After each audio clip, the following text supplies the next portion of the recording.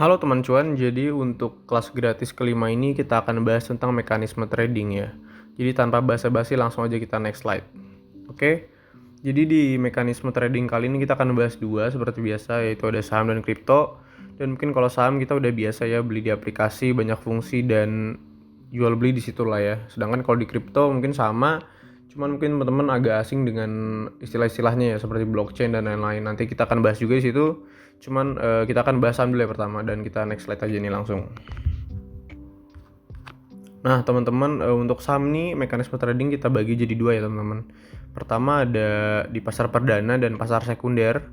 Jadi kita baca dulu nih, pasar perdana itu ada tempat di mana transaksi awal saham yang dikeluarkan oleh perusahaan sebelum saham lantai di bursa. Transaksi ini biasa disebut IPO ya teman-teman, atau Initial Public Offering. Dan buat teman-teman mungkin dulu ya pemesanan saham ini by request ya melalui emiten tertentu, bukan emiten, perusahaan sekurititas terdaftar. Namun saat ini berdasarkan surat edaran OJK nomor 15 SEOJK tahun 2020, pemesanan saham itu tidak lagi menggunakan sistem tersebut, melainkan pemesanan itu dilakukan melalui website e-IPO teman-teman ya. Jadi mungkin dulu masih agak ribet, mungkin sekarang lebih gampang di website e-IPO kalian bisa daftar di situ dan beli saham di pasar perdana ya teman-teman. Nah, kita lanjut ke pasar sekunder. Pasar sekunder ini sebenarnya tempat kita biasa trading ya teman-teman. Jadi itu kalau tadi di pasar perdana itu emiten dengan investor, sedangkan kalau di pasar sekunder itu adalah investor antar investor ya teman-teman. Tapi kita baca dulu nih pengertiannya. Tempat di mana para investor melakukan penawaran transaksi jual dan beli saham dan efek yang lainnya. Pada pasar ini transaksi jual beli sudah dilakukan antar investor seperti yang tadi admin udah bilang. Nah, kita ke next slide aja teman-teman. Nah teman-teman, admin udah rangkum beberapa perbedaan pasar perdana dan sekunder, cuman ini nggak semuanya. Cuman ini admin ambil 4 aja yang paling sering paling sering misleading kalau di teman-teman semua nih kemarin di grup. Nah, sekarang kita baca aja di sini. Harga saham yang ada di pasar perdana cenderung tetap, sedangkan di pasar sekunder harga saham cenderung berubah-ubah sesuai jumlah permintaan dan penawaran para investor. Ya jelas, karena kalau di pasar perdana kan kita emiten dengan investor, sedangkan kalau di sekunder itu kan investor dengan investor ya teman-teman. Jadi jelas, kalau itu nggak usah ditanyain lagi kenapa. Dan di poin kedua juga ternyata itu pada pasar perdana transaksi dilakukan antara investor dengan emiten, sedangkan pada pasar sekunder transaksi sudah dilakukan antara investor. Dan ketiga ada pada pasar perdana investor tidak dibebankan biaya komisi untuk perusahaan pedagang efek. Sedangkan pada pasar sekunder, setiap transaksi dibebankan biaya komisi pada setiap transaksinya. Jadi kalau IPO itu kita nggak kena biaya komisi ya teman-teman. Biasanya kan ada biaya tuh ya, sekitar berapa persen, 0,02 atau berapa. Sedangkan kalau pas lagi di perdana kita nggak kena, sedangkan di sekunder kita kena ya teman-teman. Dan yang terakhir ini admin udah rangkum, ada pada pasar perdana investor hanya dapat membeli saham yang ditawarkan. Sedangkan pada pasar sekunder transaksi dapat dilakukan tak hanya untuk pembelian namun juga penjualan saham yang dimiliki oleh investor. Jadi kalau di pasar perdana sebenarnya kita nggak bisa jual teman-teman, karena ini kan baru launching, jadi kita cuma bisa beli dan mungkin jualan nanti pas sudah masuk ke pasar sekunder. Jadi bedanya itu, kalau di pasar perdana kita belum beli jual, sedangkan pasar sekunder kita bisa beli, bisa jual kayak gitu ya teman-teman. Sorry banget ya belibet-libet. Nah, kita next slide aja ya. Oke teman-teman, sekarang kita masuk ke bagian kripto ya teman-teman. Mungkin teman-teman ini ada beberapa yang baru nonton di sini. Jadi admin jelasin secara singkat. Cryptocurrency itulah aset digital yang berfungsi sebagai media pertukaran tanpa melibatkan pihak ketiga teman-teman. Jadi decentralized. Jadi sorry banget, itu nggak ada yang ngatur kan. Kalau kita biasa ada bank itu ada pihak yang mengatur. Kalau di kripto ini pure dengan permintaan dan penawaran teman-teman. Jadi nggak ada yang pihak ketiganya gitu ya. Secara simpel kayak gitu. Jadi buat teman-teman yang bingung, aset ini tuh menggunakan teknologi kriptografi ya. Jadi aset kripto tersebut tidak bisa diduplikasi atau dipalsukan. Sementara itu, blockchain adalah sebuah buku besar digital atau public ledger yang bertugas untuk memproses dan mencatat transaksi ya. Berbeda dengan saham, market kripto cenderung internasional dan bersifat luas. Sedangkan kalau saham kan ada sektor-sektor ya, di negara ini ada, di negara itu ada, dan nggak ada yang kayak satu dunia tuh satu bursa gitu, nggak ada ya teman-teman, satu pasar gitu. Sedangkan kalau kripto ini cuma satu pasar ya teman-teman, di dunia internasional gitu ya. Nah sekarang kita masuk ke blockchain ya teman-teman. Oke, jadi ini agak sedikit panjang ya mengenai teknologi blockchain. Jadi simpelnya blockchain itu adalah teknologi yang digunakan sebagai sistem penyimpanan digital atau data bank yang terhubung dengan kriptografi ya. Penggunaannya tidak lepas dari Bitcoin dan cryptocurrency lainnya. Jadi blockchain ini base sering banget dipakai di koin-koin ya, di teknologi cryptocurrency ya kayak gitu. Nah, namun teman-teman ya, masih banyak sektor lain yang bisa mendapatkan keuntungan dari perkembangan teknologi blockchain ini. Jadi agar lebih mudah memahami apa itu blockchain, mari kita lihat sisi dari penamaannya teman-teman. Nah, ada yang disebut cluster. Jadi cluster yang berarti kelompok dan string yang berarti rantai. Jadi arti penamaan teknologi ini mencerminkan cara kerjanya sebenarnya teman-teman. Jadi teknologi ini menggunakan sumber daya komputer untuk membuat blok atau rantai ya yang terhubung gitu. Nah, blok-blok yang terhubung satu sama lain ini selanjutnya digunakan untuk melakukan transaksi teman-teman. Teknologi ini menarik karena apa? Karena tidak terpusat ya teman-teman. Blockchain ini mampu bekerja sendiri menggunakan algoritma komputer tanpa ada sistem khusus yang mengaturnya. Seperti disebutkan sebelumnya ya, ada banyak peluang di luar sektor cryptocurrency untuk dapat menggunakan teknologi blockchain ini. Jadi kalau kita lihat dari teknologi yang bagus seperti ini cocok banget untuk di sektor finansial atau keuangan ya teman-teman. Nah, di bidang keuangan, teknologi ini diibaratkan buku kas digital ya, yang dapat diakses dengan mudah oleh siapa saja, kapan saja dan di mana saja ya. Jadi nggak ribet teman-teman, efisien banget. Biasanya ini atas persetujuan pihak atau lembaga keuangan seperti bank.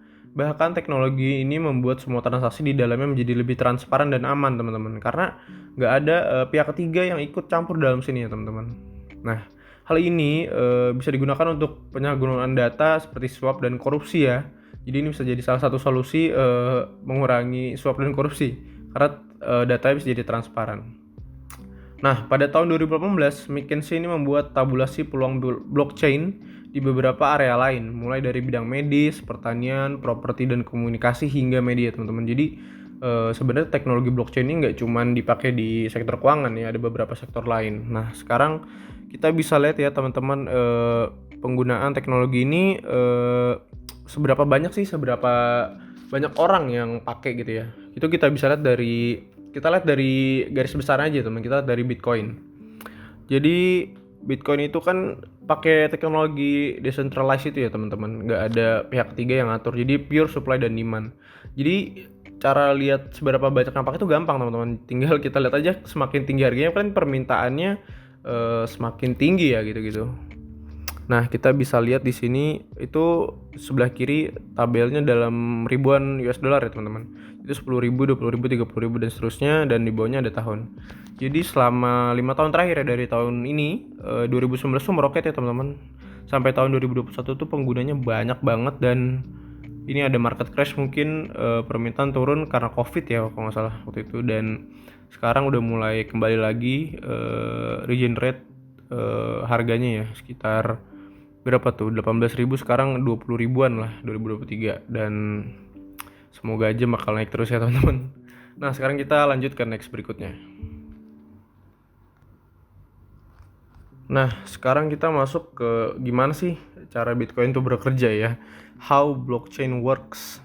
Jadi sebenarnya simpelnya karena sifat yang terdesentralisasi ini berarti bahwa teknologi ini tidak memiliki otoritas tunggal dan dengan kendali penuh, tetapi didistribusikan di antara setiap komputer tempat perangkat lunak atau perangkat lunak tertentu yang diinstal ya teman-teman.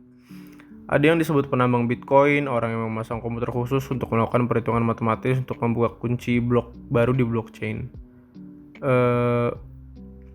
Ini tuh sebenarnya apa ya, kalau penambang Bitcoin ini agak beda lagi teman-teman. Cuman gak apa-apa dimasukin, maksudnya sebagai salah satu contoh ya. Nah, nantinya saat terjadi transaksi antara toko online yang menawarkan dompet Bitcoin dan pembeli, transaksi tersebut dikirimkan ke penambang Bitcoin. Dengan demikian, blok baru yang dibuat yang digunakan untuk menyimpan Bitcoin dalam transaksi ya, seperti itu.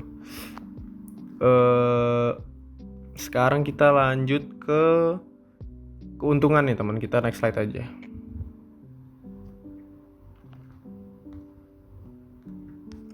Nah, teman-teman, sekarang kita masuk ke dalam what are the advantage of the blockchain technology. Jadi kenapa Bitcoin, kenapa cryptocurrency pakai teknologi blockchain ya teman-teman. Yang pertama ada sistem yang transparan. Kenapa? Admin jelasin. Kembali lagi ya, teknologi ini kan dapat menyimpan data transaksi secara aman dan transparan ya. Jadi transaksi memiliki akses publik yang dapat dilihat siapa saja tanpa harus masuk ke dalamnya teman-teman. Dan ini tentunya sangat beda banget ya sama sistem model perbankan konvensional yang nggak terlalu transparan ya teman-teman. Kedua ada data protection. Jadi terdapat sistem verifikasi oleh para penambang atau miner ya sebelum dieksekusi di banyak komputer. Struktur database tersebut bersifat append only atau hanya bisa menambahkan dan tidak memiliki akses perintah edit. Jadi hacker-hacker nih nggak bisa melakukan hack atau social engineering untuk mengubah data di dalam. Jadi proteksi datanya sangat baik sekali ya teman-teman. Yang ketiga ada efisien dan lebih cepat pastinya. Jadi proses transaksi mata uang konvensional akan memakan cukup banyak waktu dan biaya teman-teman sebenarnya. Dan terdapat faktor kesalahan manusia ya sebenarnya kalau di bank-bank kan, kalau ini pure komputer ya. Jadi kesalahan itu bisa jadi lebih kecil ya teman-teman. Ke 5 ada keamanan yang terjamin. Jadi blockchain ini admin jelasin lagi dilengkapi dengan keunggulan encryption dengan kriptografi ya, sehingga keamanan transaksi bukan menjadi masalah ya teman-teman. Dengan menggunakan kriptografi, store transaksi tidak bisa diubah karena sudah terencryption tadi, sehingga dapat meminimalisir tindak penipuan. Jadi keamanannya tuh lengkap banget ya teman-teman. Berapa kali sepengalaman admin untuk jual beli USDT aja tuh beberapa kali verifikasi deh, baru bisa kejadian gitu ya transaksinya. Jadi sepengalaman ini udah oke banget, aman, terjamin. Dan kelima yang terakhir itu ada sistem audit yang lebih baik ya dibandingkan konvensional. Jadi salah satu fungsi penting dari teknologi blockchain adalah kemampuan auditnya ya. Setiap orang bisa melihat dan melakukan tracking data transaksi sehingga memungkinkan untuk bisa mengetahui jejak audit sebuah aset. Tidak ada lagi potensi untuk melakukan penggelapan dana korupsi karena data transaksi bersifat publik, immutable, dan append only. Jadi itu kenapa Bitcoin atau blockchain teknologi itu sangat bagus banget di sektor finansial, dan mungkin seperti tadi yang udah admin bilang ke beberapa sektor lain ya teman-teman. Nah, jadi untuk kelas gratis kali ini cukup di situ aja ya teman-teman. Mungkin teman-teman ada saran materi yang akan kita bahas lagi gratis ke depannya, karena kita setiap bulan akan kasih 2 materi gratis ya teman-teman. Sedangkan kalau VIP nanti dapat banyak. Dan mungkin dari admin itu dulu aja ya. Teman-teman yang mau dibahas apa, koin atau outlook, boleh banget komen di bawah. Thank you dari admin dan admin Wen juga yang udah ngedit. See you, goodbye.